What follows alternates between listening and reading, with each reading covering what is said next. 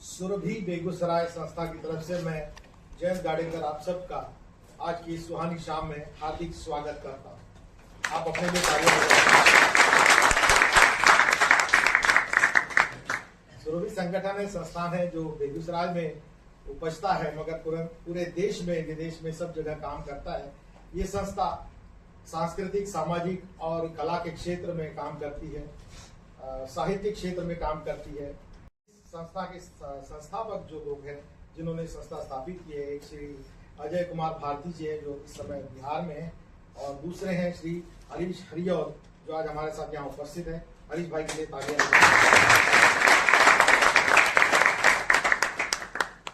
तो जिसको कहते काम और धंधा, तो संस्था का काम जो है वो हरीश भाई संभालते हैं, दूसरी लाइन आप बना लीजिए। तो इसका जो सृजनात्मक भाग है जो हरीश हरिऔर जी करते हैं, आपने इसके पूर्व जो बड़ी रोचक और बड़ी प्रसिद्ध प्रस्तुति है उनकी रश्मि रथी, उसका बार बार आनंद लिया होगा, और नहीं लिया है तो अगली बार जरूर आइएगा। तो उसी कड़ी में अगला पुष्प है आज की प्रस्तुति जिसका शीर्षक है चाह। आप बोल के देखिए तो बोल सकते हैं कि चाह। हाँ पूरा बोला जाता है ना। तो कलाकार को चाहिए वाह, देखता रहता है उसकी राह, और तब तक निकलती रहती है जब तक पूरी नहीं होती है चाह।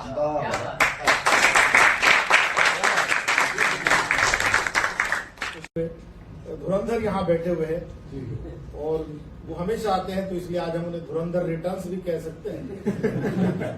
तो सब लोग बैठे हैं तो सब जानते हैं एकल प्रस्तुति का मतलब होता है सोलो परफॉर्मेंस भी जिसको कहते हैं, एक पात्रीय अभिनय भी कहते हैं। तो ये बड़ी सशक्त विधा है रंगमंच के नाटक की फील्ड में, तो जिसका एक उदाहरण आज हम देखने जा रहे हैं। इसके पहले जो रश्मि रथी की प्रस्तुति थी वो भी हरीश हरिऔर जी एकल प्रस्तुति ही करते हैं, जिसमें हम देखते हैं पूरा महाभारत को हमारे सामने लड़ जाते हैं। और आज भी उसी तरह का कुछ एक बढ़िया क्या कहते हो यथार्थ के धरातल पर हमारी चाह, उनकी चाह, सबकी चाह को एक साथ मिलाकर प्रस्तुत करने जा रहे हैं। जो हमारे मित्र हैं, हमारे अनुज हैं, राष्ट्रीय नाट्य विद्यालय के वरिष्ठ स्नातक हैं, बड़े लोकप्रिय अभिनेता हैं, लोकप्रिय व्यक्ति हैं, जिनको हम सब प्यार से सदा बुलाते हैं और सदा ही बुलाते हैं। उनका पूरा नाम कहा जाता है सदानंद पाटिल। तो उनका परिचय नाटक के बाद हम जरूर देंगे, अवश्य देंगे। ये प्रस्तुति जो है श्री फणीश्वर नाथ रेणु जी की कालजयी रचना है, बहुत लोकप्रिय कहानी है उनकी। नेपथ्य का अभिनेता, उस कहानी पर आधारित एक लघु कहानी है उनकी, बड़ी प्यारी है। जिन्होंने पढ़ी होगी उनको ज्ञात होगा कि वो कितनी गहराई की और कितनी अच्छी बातें कह जाती है जीवन से जुड़ी हुई, जीवन की कड़वी सच्चाई और क्या मीठा भविष्य दिखाती हुई कहानी है। तो रेणु जी के बारे में भी कौन नहीं जानता होगा, नहीं जानता होगा तो वो यहाँ नहीं बैठा होगा। तो रेणु जी मूर्धन्य साहित्यकारों में से एक है। मेरा दुर्भाग्य रहा था कि मैं कहीं हिंदी बेल्ट में पैदा नहीं हुआ। मेरी पैदाइश महाराष्ट्र के सुदूर एक छोटे आदिवासी जिले में मेरी पैदाइश और परवरिश हुई, तो मुझे वहाँ हिंदी साहित्य में परिचय होने में थोड़ा समय लगा था। जैसे जैसे एक्सपोजर होता गया तो कभी टीन एज में पहली बार नाम पता चलने लगे कि दुष्यंत कुमार और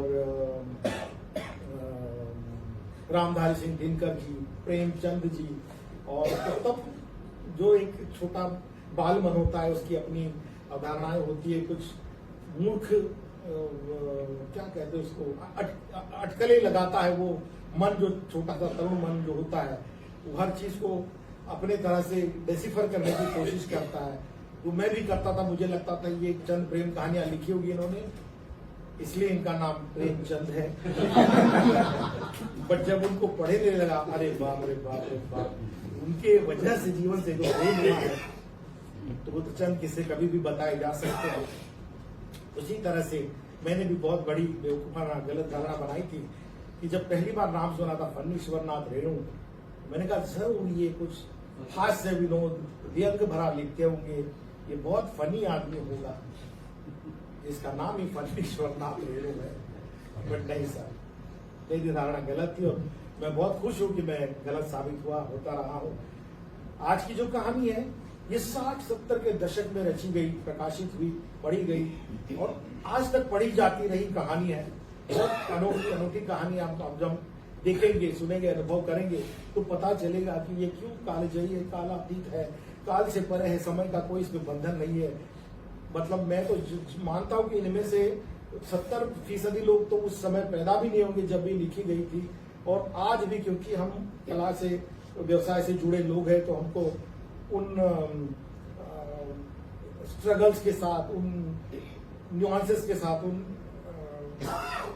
छोटी छोटी लड़ाइयों के साथ हम बहुत रिलेट करेंगे और हमको आश्चर्य होगा कि ये रेणु जी अब नहीं है, ये रेणु जी 50-60 साल पहले लिख चुके हैं। ये इसका आश्चर्य तो आप सबको होगा, मुझे भी होता रहा है। तो मैं चाहता हूं कि आप भी मेरे साथ अचंभित हो जाए, आश्चर्यचकित हो जाए। कहानी का एंड बता दूं क्या? नहीं। तो इन्होंने कहा इसलिए नहीं बता रहा, वरना मैं तो कहानी का एंड रट के आया था। बहुत अच्छे इमोशन के साथ मैं बता था कि पहले सुना दूंगा, क्योंकि आपको वो जस्टिफाई करने में, जज करने में आसानी होगी कि सच में ऐसा हो रहा है कि नहीं हो रहा है। तो मैं आप सबकी अनुमति से हरीश हरिओम सुरभि के क्रियात्मक निर्देशक से अनुमति लेते हुए आमंत्रित करना चाहूंगा आज के हमारे कलाकार, इस नाट्य प्रस्तुति के निर्देशक और अभिनेता, प्रस्तुतकर्ता सदा उर्फ सदानंद पाटिल। तो लीजिए प्रस्तुत है शान।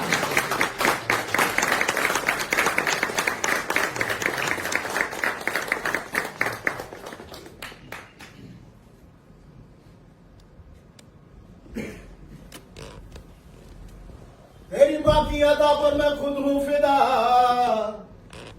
अपनी चाहत का दिल भर बयां क्या करूं, यही ख्वाहिश है तुम मुझे देखा करो और मेरी जा मैं तुमको देखा करूं, यही ख्वाहिश है तुम मुझे देखा करो और मेरी जा मैं तुमको देखा करूं। हम जहां होते हैं वहीं रह जाते हैं, बातों में, यादों में, ख्वाबों में, ख्यालों में।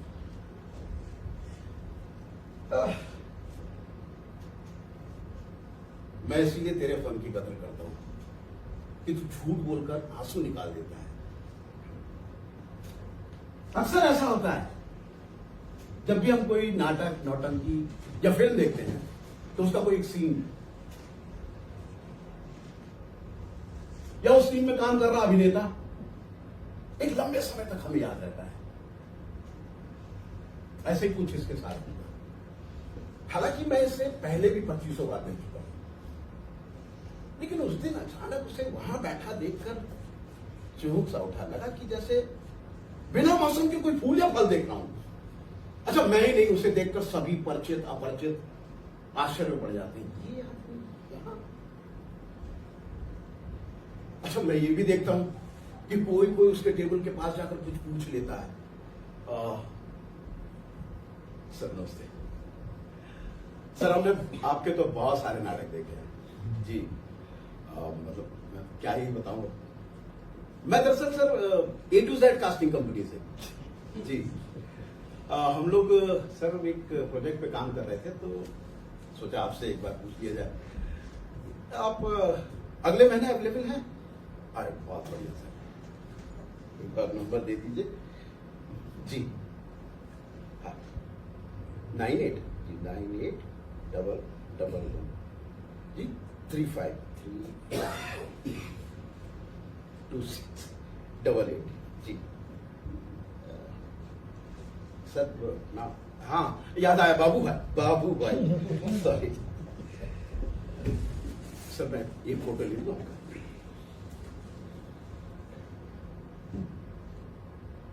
जी ठीक है सर, जैसा कुछ होता है ना मैं आपको अपडेट करता हूँ। अच्छा, मैं ये भी देखता हूँ कि वो घोर अनाट के ढंग से एक छोटा सा उत्तर दे देता है। अब मुझे ये समझने में देर हो गया कि लोग उसे इस चाय की छोटी सी दुकान पर, हरि भाई की चाय की दुकान, हरि भाई की छोटी सी चाय की दुकान पर बैठा देखकर क्यों अच्छा कर रह जाते हैं। मैंने मन ही मन अंदाजा लगाया, यही कोई 20-25 वर्ष पहले, 20-25 वर्ष पहले पहली बार मैंने इस आदमी को देखा था। उन दिनों हमारे गांव के मेले में एक मशहूर थिएटर कंपनी आई हुई थी, नाम तो पता नहीं, भूल गया मैं। लेकिन भाई साहब, उस मेले में नौटंकी देखने की, हालांकि उन दिनों में 14 या 15 साल का रहा हूंगा, हमने बड़ी जुगत लगाई, बहुत जुगत लगाई। अम्मा,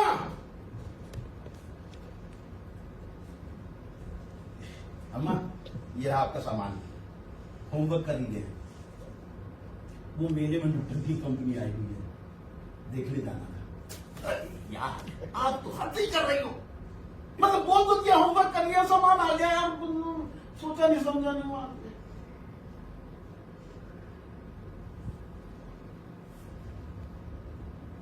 अम्मा आपकी साड़ी बहुत अच्छी लग रही है, एकदम मदर इंडिया लग रही हो आप। एक बात बताएं आपको, रात में बापू ने जो कच्ची पी थी ना, उसकी 2 बोतलें रखी थी कोने में, हमने उठाई और कबाड़ी वाले को बेच दी, उससे 2 रुपए मिल गया। और ये 1 रुपए मिल गया आपके साड़ी के पल्लू से। जा रहे हैं मेला देखने, बकुल, बकुल, बकुल, आओ, अरे चलो यार, तुमको नौटंकी दिखाते हैं। अरे आओ, आ 3 रुपए अपने पास, चलो एक टिकट और 1 रुपया समोसा। आओ आओ आओ।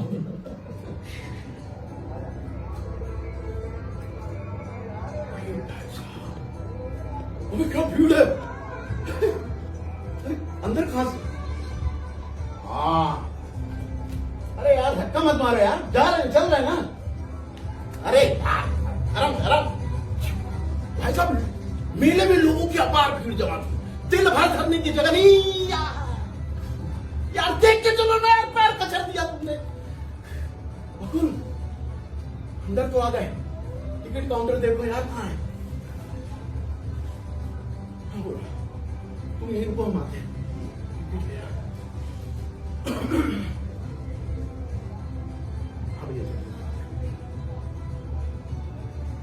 धक्का मत मारो यार। अरे यार क्या कर रहे हो, मौका देखा नहीं, गाड़ी पार्क कर दी तुमने, हट गया ऊपर। भाई अब भैया यहाँ पीछे, अरे टकले पीछे लग ले। अरे यार भाई धक्का मत मारा, अरे क्या कर रहे हैं यार, बार हाथ ढाक रहे हो, यहाँ आकर टिकट कर दी तुमने यार। भाई ढक्कन, भीड़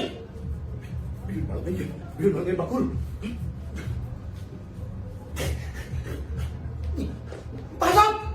बैठो, दो टिकट, अरे 3 नहीं, 2 गलती नहीं, 2 थी। अरे यार क्या, 2 टिकट मिल गई। आओ बकुल, चलो आओ अंदर।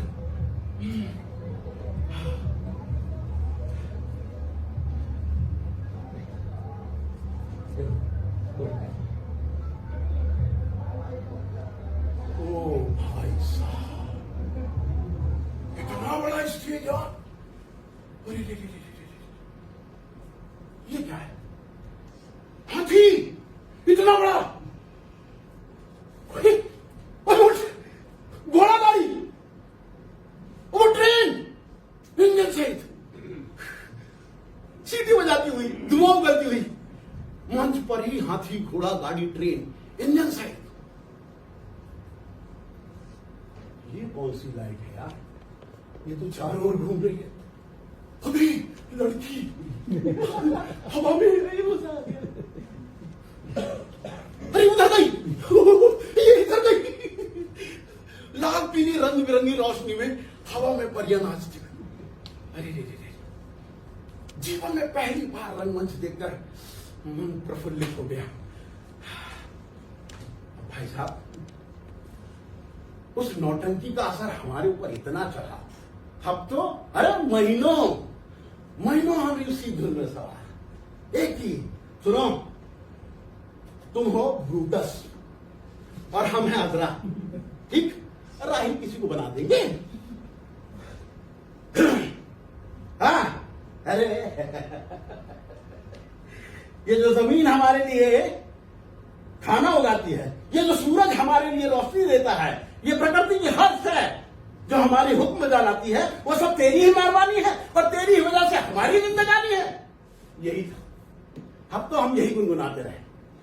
लेकिन जब स्कूल खुला तो मेरा सहपाठी बकुल बनर्जी, वही जो आया था उस दिन नाटक देखने, उसने मेरे मन को छोटा कर दिया।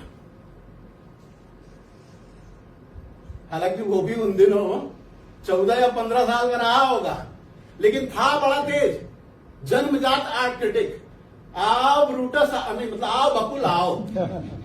हाँ, और तो तुम्हारा वो उस दिन नाटक देख रहे थे जो, तुमको पसंद नहीं आया था क्या? अरे हमको पता है, तभी देखा था हमने ऐसे ऐसे के। हाँ, मतलब ठीक है, हाँ ठीक है, चलो कोई बात नहीं। पास आउट हो गया तुम? कौन सा यार? 3 महीने, 6 महीने, 1 साल या 3 साल, कौन सा? अरे यार, नाटक को नाटक की तरह देखो, एंजॉय करो। मतलब वो तो नौटंकी थी वो भी। इधर आओ, तुमको बताएं, वो जो मेले में नौटंकी कंपनी आई थी ना, वो नकली है। क्या बात कर रहे हो बकुल? वो मेले में नौटंकी कंपनी नकली थी?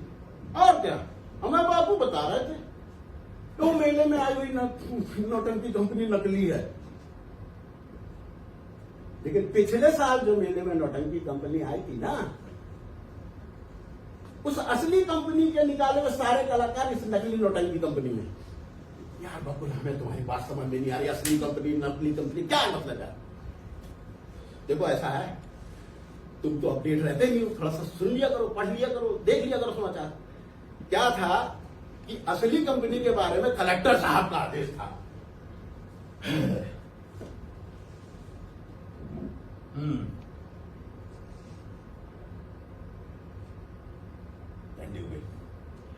तो कलेक्टर साहब का आदेश था, भाई साहब ये देखो, ये जो मेले में नौटंकी कंपनी आई है ना,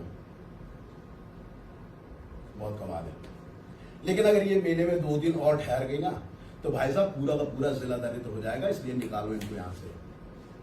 तो 2 दिन बाद उस नौटंकी कंपनी को मेले से निकाल देने का आदेश पारित हो गया। अब हमको उदास देखकर बकुल बोला था, सुनो तब भी एक बात बताएं। हाँ बोलो, क्या?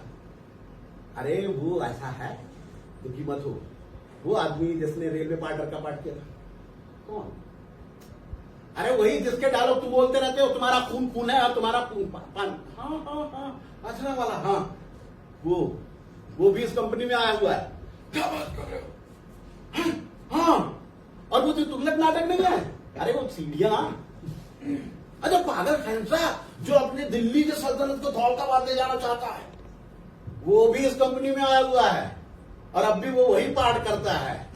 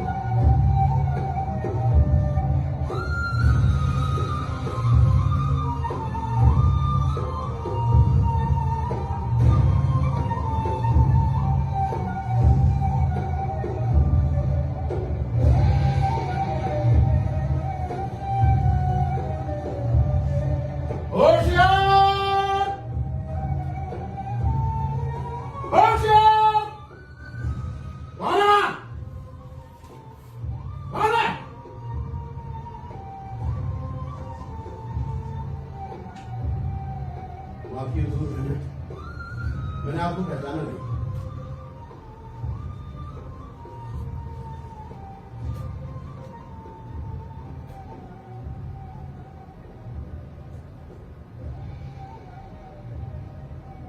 नहीं पहचाना, नहीं पहचाना, माफ कीजिए। बात बात पर माफी मत मांगो। और 2 महीने यहां रहोगे तो तुम्हें भी सबके सामने झूरी करने की आदत पड़ जाएगी। कम से कम जब तक तुम विवाद बने रहो। क्या उम्र है तुम्हारी?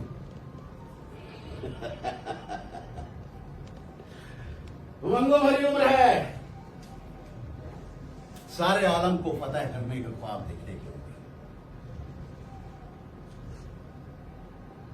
नौजवान, ये मत समझो कि मैं तुम्हारी जवानी पर रश करता हूं। जूझने के लिए भी काफी उम्र है तुम्हारे पास। आज से 20 वर्ष पहले जब मैं शहर आया था ना, तब मैं अपने ख्वाबों की ताबीर में लगा हुआ था। और 20 वर्ष बीत जाए,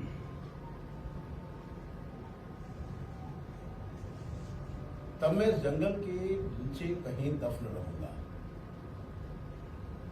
क्या उस वक्त तुम मुझे याद करोगे? जवाब दो। खामोश क्यों? जवाब जवाब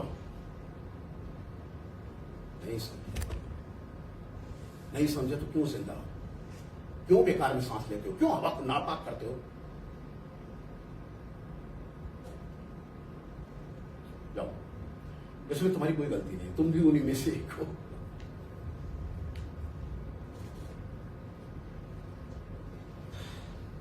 उस समय की हमें सारी बातें याद है। बेला, नाटक, नौटंकी, रात रात को भाग भाग कर दशहरे की झांकियां देखना, ऑर्केस्ट्रा सुनना, कव्वालियां सुनने जाना, वो सब कुछ याद है।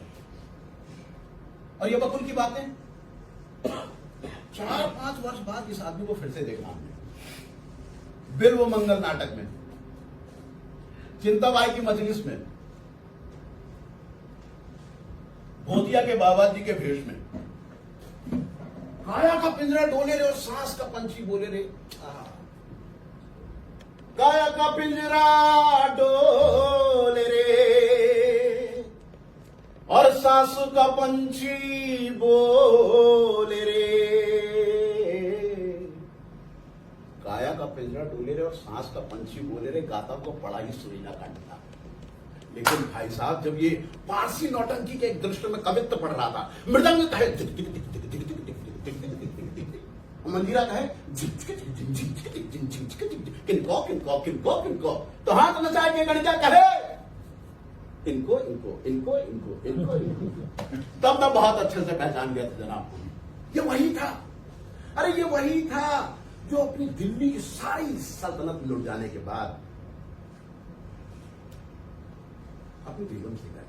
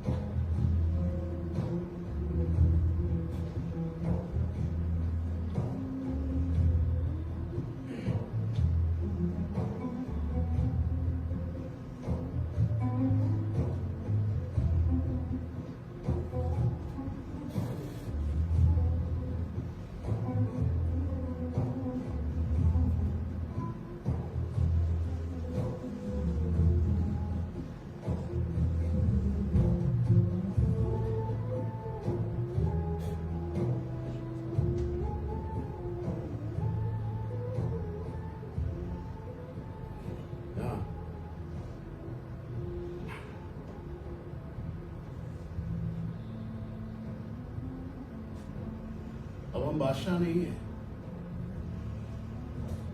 हमने बादशाहत खो दिया, छोड़ दिया। ये दुनिया तो फानी है, यहाँ की हर चीज आनी जानी है। फिर इससे कैसा लगा, कैसी हुआ? नादिर शाह? कौन नादिर शाह? कहाँ का नादिर शाह? उस परवरदिगार के सामने सब तिनके हैं। तूफान में तिनके उड़ जाएंगे, ना रहेगा बादशाह, ना रहेगी बादशाह। फिर नादिर शाह क्या चीज है?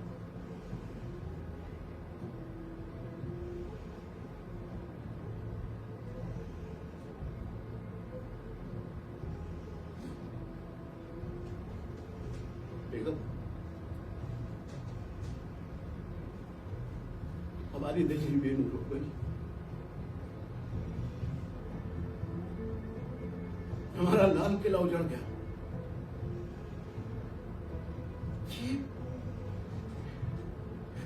ये तहजीब और शऊर कोई शराब नहीं बेगम, जो मुंह से लगाई और पेट में पहुंच गई।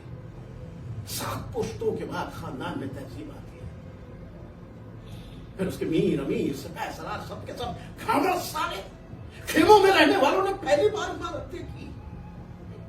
कहां कहीं हीरे जवाहरात जड़े देखते हैं चाकू से कोट करके। गुलाब जल से भरे हमाम में घोड़े धोते, जूते पहनकर तख्त पर चढ़ते नाम आपको।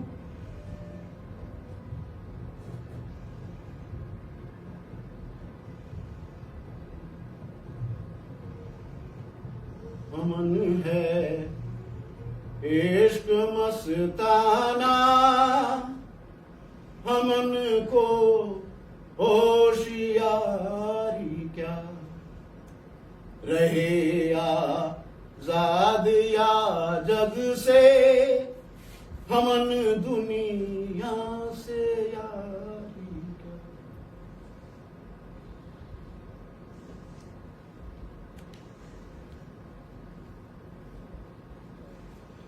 अक्सर इसको फेस्टिवल के टाइम पे देखा था, लेकिन आज अचानक इसे हरि भाई की चाय की दुकान पर बैठा देखकर बड़ा अजीब सा लगा। हालांकि मैं इसे 10-11 साल बाद इस इलाके में देख रहा हूं। वो चाय की कुर्सी पर बैठा था अवश्य, लेकिन था उदास, उखड़ा हुआ, अपने आप में खोया हुआ।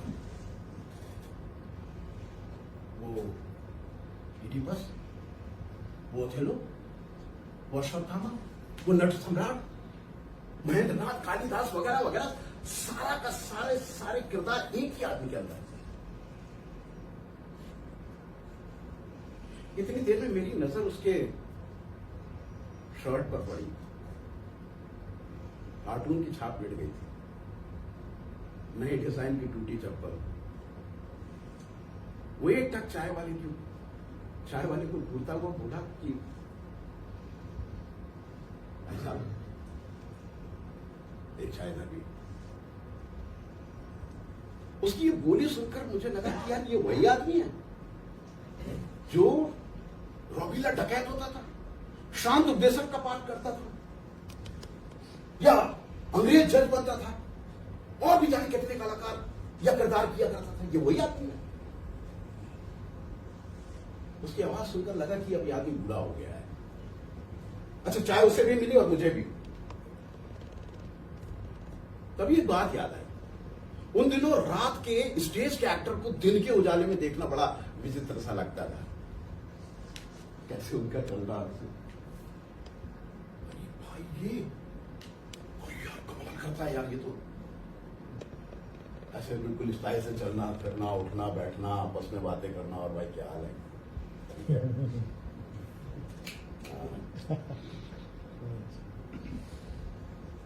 तो वो यूं था कि एक बार मैं मेले में घूम रहा था, तो नाटक खत्म हो जाने के बाद ये सारे के सारे कलाकार वही मेले में घूम रहे थे। तो मैंने देखा लोग जा रहे, मैं भी इनके पीछे पीछे हो गया। अच्छा, उस टीम में सारे लोग थे, लैला मजनू, शेरी फरहाद, राजा, डकैत, और डकैत के हाथ से राजकुमारी को छुड़ाने वाला राजकुमार, अंग्रेज जज, रविला, वो सब, ये और जल्लाद वगैरह वगैरह सारे लोग, और उन सब के साथ ये आदमी खड़ा हुआ जैसे, तो मैं भी इनके पीछे खड़ा हो गया। चाय की दुकान पे थे हम लोग, तो मुझे पीछे खड़ा देखकर, क्या बात है छोकरे, बहुत देर से पीछे पीछे घूम रहे हो, क्या इरादा है? पॉकेट मारोगे क्या? मतलब उतनी छोटी सी उम्र में भी मेरा मन समझ गया, आघात जो है आत्मसम्मान पर पड़ा है, ईगो जाग गया। अब कड़ाका उत्तर दिया। देखा था रात में स्टेज पर वो नट सम्राट नाटक में भीख जो मांग रहे थे, अरे घर देता है क्या कोई? ए भाई घर देता है क्या कोई? नहीं चाहिए बंगला, नहीं चाहिए हवेली, एक घर दे दे बाबा, एक तो घर की जरूरत है। भीख में कोई घर मांगता है क्या? घर देता है क्या कोई? मेरा इतना कहना था कि सब ठाका मार कर पड़े, और यार छोकरा तो बड़ा तेज है।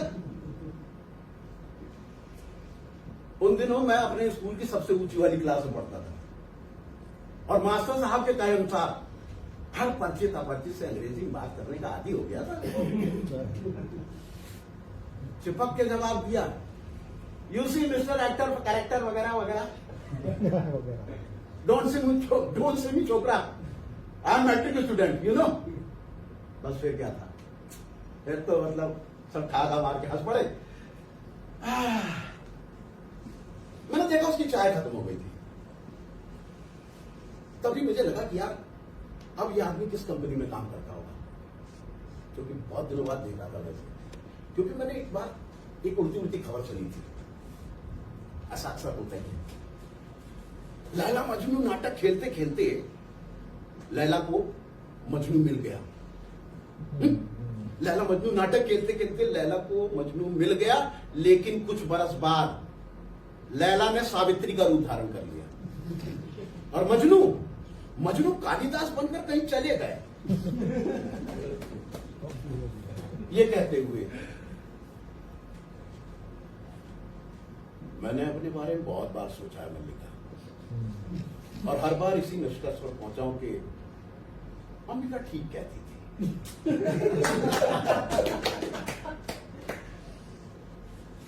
मेरा ध्यान भंग हुआ, उसकी चाय खत्म हो गई थी, वो एक टक मेरे टेबल की तरफ घूमता हुआ मेरे करीब आया। असेट, मुझे पहचानते हो? अरे भाई मैं सेठ हो नहीं हूं, खालिस आदमी हूं, अभी तो मिला था तुमसे जब मैंने नंबर वगैरह लिया था। हाँ याद आया सर, बैठो बैठो। हाँ तो बताएं आजकल किस कंपनी में है? अब कहां की कंपनी, कैसा नाटक और कैसी नौटंकी, सबको तो ये ओटीटी और वर्टिकल वाले खा गए। रील बनाने से किसी को फुर्सत ही नहीं है। हाँ सही कह रहा है। तो अब तक मतलब कब से काम कर रहे हैं सर? कितनी कंपनियों में काम किया है सर? ठीक से तो याद नहीं है, लेकिन बशीर भद्र साहब ने कहा है ना कि जिस दिन से चला हूं मेरी मंजिल पे नजर है। इन आंखों ने कभी मील का पत्थर नहीं देखा। लेकिन सर मैं बताऊं, 9 साल की उम्र में पहली बार स्टेज पे उतरा था कृष्ण के रोल में। बहुत बढ़िया। तो अब आजकल क्या करते हैं? क्या करूंगा साहब, वो किसी शायर ने कहा है ना कि इश्क ने हमको निकम्मा कर दिया, वरना हम भी आदमी थे काम के। सब 10-11 साल बाद इस इलाके में आया हूं। सुना है इस इलाके में नाटक नौटंकी के बड़े शौकीन लोग हैं, तो जब भी कोई ऐसा शौकीन मिल जाता है तो मैं कुछ सुना देता हूं। तो क्या है कि मेरा जी हल्का हो जाता है और अपने होने का एहसास बना रहता है। तो आप कहें तो सुना दूं। मेरे ना कहने के बावजूद भी उसने अपने आप को चादर से ढांप लिया। जैसे ग्रीन रूम में गया हूं।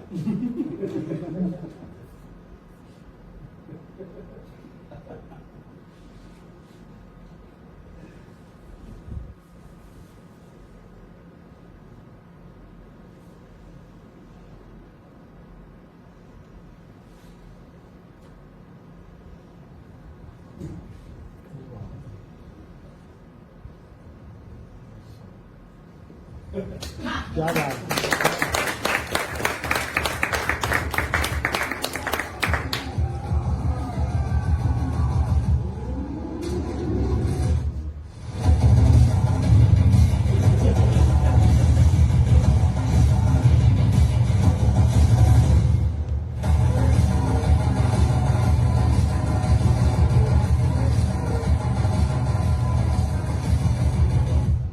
Daddy's home.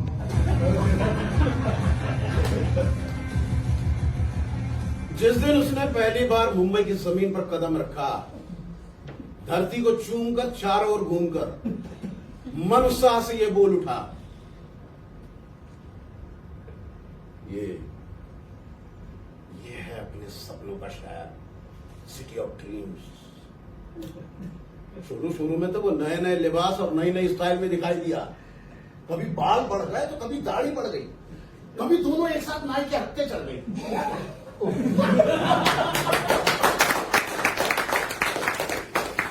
कोई नहीं, ये भी एक स्टाइल है भाई, जो धीरे से महंगाई को चढ़ गई।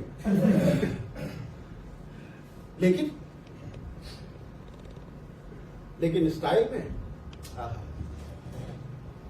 में लोअर टी शर्ट और हाफ पैंट की मात्रा बढ़ गई।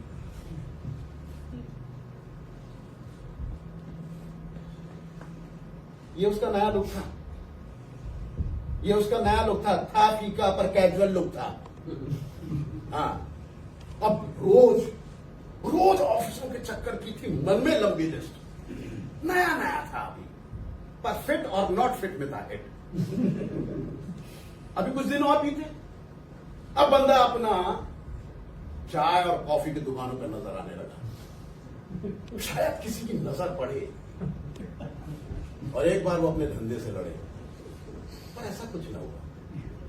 बंदा अपना पस्त हुआ, रोज शाम को समंदर के किनारे पत्थरों पर मस्त हुआ। सिटी ऑफ ड्रीम्स का सारा ड्रीम एक जगह जम गया।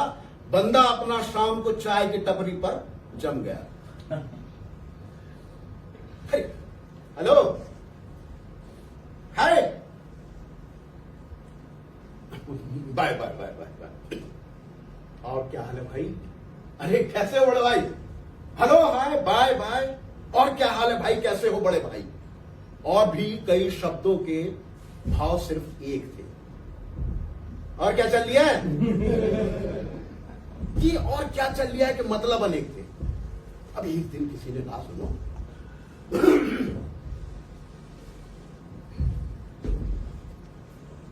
कल मिलो, बताता हूं। एक दिन का काम है, करोगे? तो मीटिंग कराता हूं, बोलो। भाई कुछ भी करा दो यार, डेड बॉडी या बॉडी डबल बना दो यार। ओके, 5,000 में से 10% मेरा होगा। शिफ्ट के घंटे 12 या 13 होगा। बोलो मंजूर है? भाई साहब, इतने में क्या होगा? अबे जेब में कुछ खर्च तो होगा। लो भाई साहब, कुछ इस तरह एक के बाद एक काम का मेल शुरू हुआ। कुछ बनने और कुछ करने का खेल शुरू हुआ। अब बंदा अपना फिर से कॉफी हाउसों में नजर आने लगा। और एक दिन इन सारी घटना का कुछ हिस्सा पॉडकास्ट में नजर आने लगा।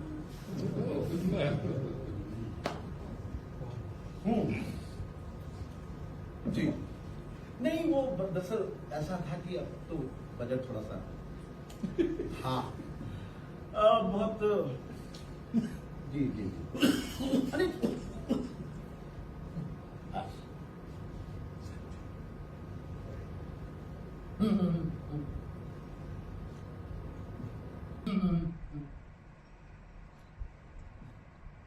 अच्छा, जी थैंक यू। करण थोड़ा देख लेना था।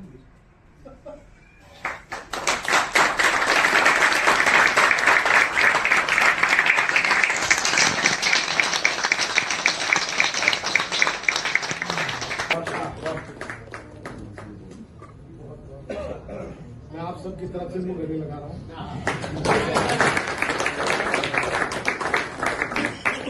बहुत मजा आया, सबकी आंखें नम हो गई है, सांसें थम गई है और सबको एक कॉफी की जरूरत भी है। नहीं सर, चाह। चाह सबको चाह चाहिए, चाहत। कलाकार कभी मरता नहीं, कला भी मरती नहीं, कलाकार कभी मरता नहीं, जिंदा दफना दिया जाता है। कब्र खोल के देखो, हमेशा तालियों के इंतजार में पाया जाता है।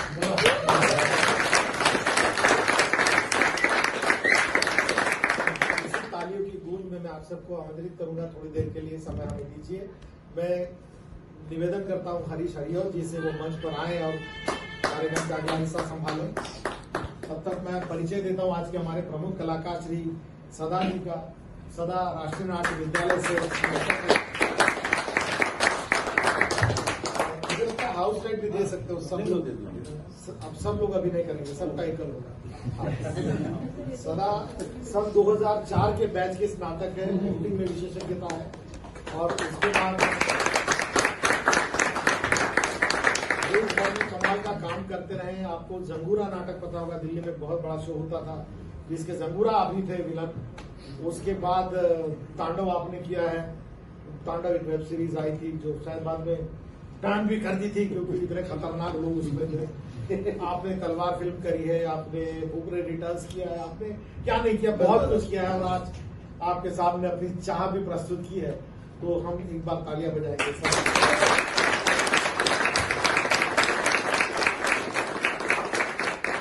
अपनी मंच पर ये जो टीम है, नेपथ्य के अभिनेता कौन है? हाँ, करण जो लाइट और म्यूजिक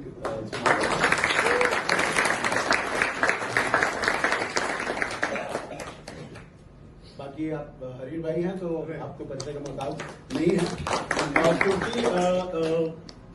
इन्होंने ये स्टेज दिया है और ये मुझे लगता है कि बड़ी अच्छी शुरुआत है कि हम जब ऐसे हम चूंकि जूनियर हैं दादा के, तो अगर नए लोग एक तरीके से हमें तो अगर ऐसा स्टेज मिलता रहे हमें तो हम भी कुछ करते हैं। हमने शुरू किया है कि सुरभि से एक दो प्रस्तुति हम सुरभि की तरफ से मंच दें उन कलाकारों को जो करते हैं, रिहर्स करते हैं लेकिन शो तक नहीं पहुंच पाते हैं। तो ऐसे लोगों को एक मंच की आवश्यकता होती है, तो हम वो करना चाहते हैं और करेंगे। आगे भी हमारा इस तरह के करेंगे। मैं खुद भी सोलो करता हूँ, तो आप सब आए, हम सुरभि परिवार से मैं आप सबका हृदय से आभार व्यक्त करता हूँ। फिर दोबारा आइए।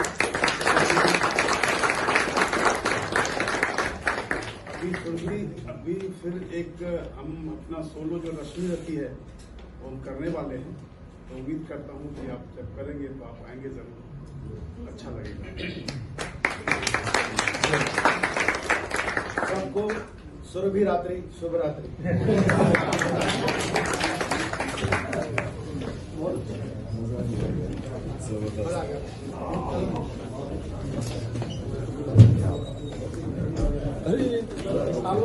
बंद कर दीजिए।